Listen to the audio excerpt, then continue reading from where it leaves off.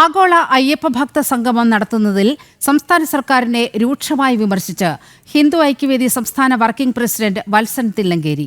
ദേവസ്വം ബോർഡിനെ ശകുനിയെപ്പോലെ മുന്നിൽ നിർത്തി പിന്നിൽ നിന്ന് ആഗോള അയ്യപ്പ സംഗമം നടത്തുന്നത് സർക്കാരാണെന്ന് അദ്ദേഹം വിമർശിച്ചു. മാരീചവേഷം ധരിച്ചാണ് സർക്കാർ വരുന്നതെന്ന് തിരിച്ചറിയാനുള്ള വിവേകം ഇവിടുത്തെ വിശ്വാസികൾക്കുണ്ടെന്നും അദ്ദേഹം പറഞ്ഞു. സംസ്ഥാന സർക്കാർ ആഗോള അയ്യപ്പ സംഗമം നടത്തുന്നതിനെതിരെ ഹൈക്കോടതി അടക്കം വിമർശനങ്ങളും ചില നിരീക്ഷണങ്ങളുമായി രംഗത്തെത്തിയിട്ടുണ്ട്. ഇപ്പോൾ നമ്മോടൊപ്പം ഹിന്ദു ഐക്യവേദി സംസ്ഥാന വർക്കിംഗ് പ്രസിഡന്റ് വത്സൻ തില്ലങ്കേരി ചേരുന്നുണ്ട്. പക്ഷേ സംസ്ഥാന സർക്കാർ ഇങ്ങനെ അത് ആഗോള അയ്യപ്പ സംഗമം എന്ന് പറഞ്ഞ് രംഗത്ത് വന്നിരിക്കുകയാണ്.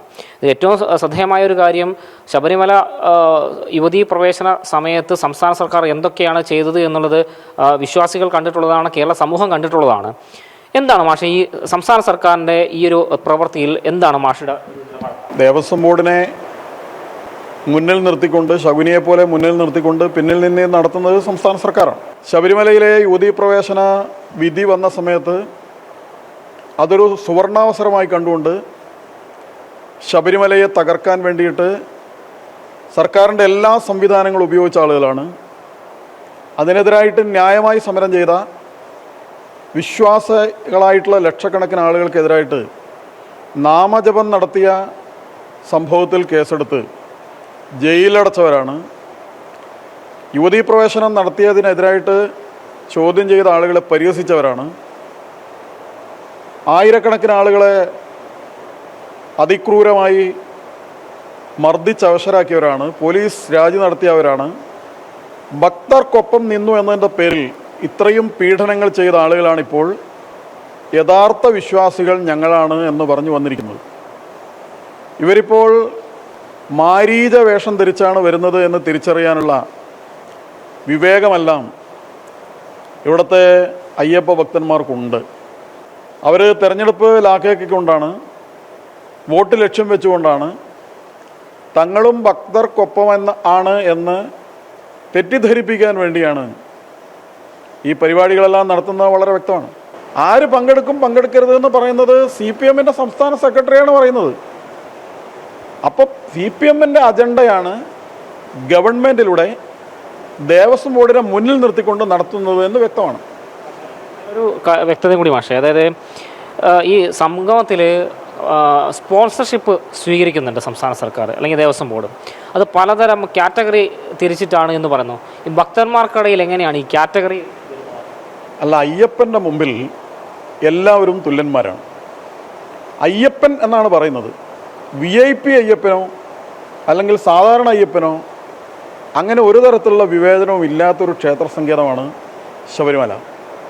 അവിടെ മുദ്ര ധരിച്ചു കഴിഞ്ഞാൽ എല്ലാവരും സ്വാമിയാണ്, എല്ലാവരും അയ്യപ്പനാണ്.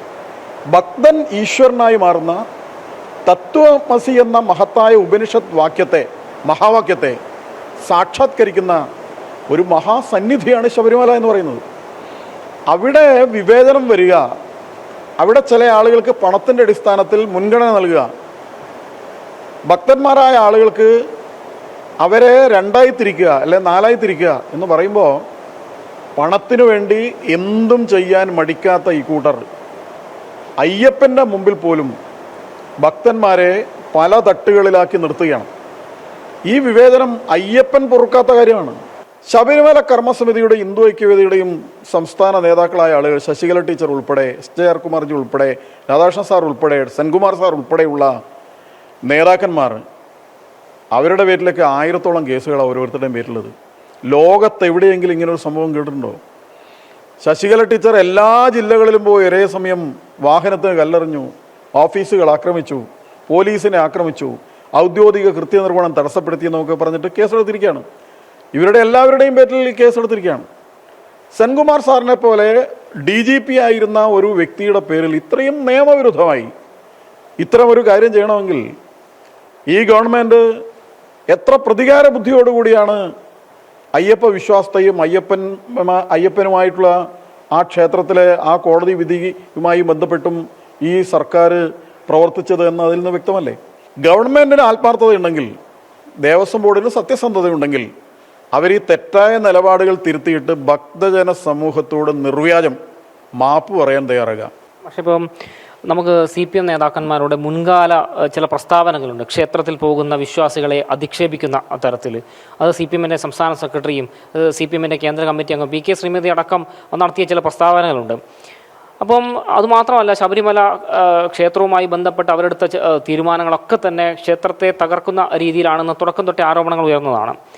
അത്തരത്തിൽ ഒരു നിലപാടെടുത്ത ആളുകൾ ഒരു സുപ്രഭാതത്തിൽ ഈ വിശ്വാസികൾക്കൊപ്പമാണ് തങ്ങൾ എന്ന് പറഞ്ഞുകൊണ്ട് വരുമ്പോൾ അതിന് പിന്നിൽ ഈ ലക്ഷ്യം, അതായത് തെരഞ്ഞെടുപ്പ് ലക്ഷ്യം മാത്രമായിട്ട് ആണോ എന്ന് മാത്രം നമുക്ക് പറയാൻ വേണ്ടി. ക്ഷേത്രത്തെ, വിശ്വാസത്തെ, ആത്മീയതയെ തള്ളിപ്പറയാതെ എങ്ങനെയാണ് അവർക്ക് യഥാർത്ഥ കമ്മ്യൂണിസ്റ്റുകാർക്ക് നിലനിൽക്കാൻ സാധിക്കുക? അപ്പോൾ അതുകൊണ്ട് അവർ ഈ കാര്യങ്ങളൊക്കെ, ക്ഷേത്രത്തെ ആക്ഷേപിച്ചത്, വിശ്വാസത്തെ ആക്ഷേപിച്ചത്, ക്ഷേത്രങ്ങളെ തകർക്കാൻ ശ്രമിക്കുന്നത്, അതവരുടെ പ്രഖ്യാപിത നിലപാടാണ്. അതാണ് അവരുടെ ആശയം. അതുകൊണ്ട് അവർക്ക് അങ്ങനെ പറയാൻ പറ്റും. ഇപ്പോഴുള്ളതെല്ലാം മുഖംമൂടിയാണ്. ഹിന്ദുവിൻ്റെ മെക്കിട്ട് കയറാനാണ് ഇവർക്ക് എപ്പോഴും താല്പര്യം. ശബരിമല അതിന് അവർ മാർഗമായി ഉപയോഗിക്കണം. ഇവിടെ കേന്ദ്ര സർക്കാർ നൽകിയ കോടിക്കണക്കിന് രൂപ പോലും ശരിയായ രീതിയിൽ ഉപയോഗിക്കാത്ത ആളുകൾ, അവർക്കെങ്ങനെയാണ് ഈ വികസനത്തെക്കുറിച്ച് പറയാൻ എന്താ അവകാശം അവർക്കുള്ളത്? അയ്യപ്പ സേവാ സംഘം പോലെ, അയ്യപ്പ സേവാ സമാജം പോലുള്ള സംഘടനകൾ സൗജന്യമായി അന്നദാനം നൽകുന്നത് വിലക്കിയ ഈ ദേവസ്വം ബോർഡിന്, ഈ സർക്കാരിന്, ഈ CPM-ന് ശബരിമല വികസനത്തെക്കുറിച്ചും ഭക്തന്മാരുടെ സൗകര്യങ്ങളെക്കുറിച്ചും പറയാൻ എന്ത് അവകാശമാണുള്ളത്?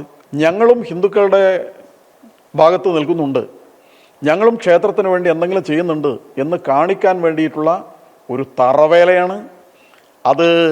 അതിൻ്റെ പിന്നിലുള്ള ഉദ്ദേശം എന്താണെന്ന് പകൽ പോലെ വ്യക്തമാണ്. എന്നിട്ടും അവർ ഇതുമായി ബന്ധപ്പെടുമ്പോൾ, ഇതുമായി തുനിഞ്ഞിറങ്ങുമ്പോൾ വിശ്വാസികൾ, യഥാർത്ഥ വിശ്വാസികൾ ഇതിനെ പ്രതിരോധിക്കുക തന്നെ ചെയ്യും എന്ന കാര്യത്തിൽ ഒരു സംശയമില്ല. ഇതിലും മാഷയുടെ വാക്കുകളിൽ നിന്ന് തന്നെ വ്യക്തമാണ്. കാരണം ഈ സംസ്ഥാന സർക്കാരിൻ്റെ നീക്കങ്ങൾ യഥാർത്ഥ ഭക്തർ തിരിച്ചറിയുമെന്ന് തന്നെയാണ് അദ്ദേഹം പറഞ്ഞു വയ്ക്കുന്നത്. കെ സുബിത്തിനൊപ്പം മിഥുൻ പിള്ള, ജനം, കണ്ണൂർ.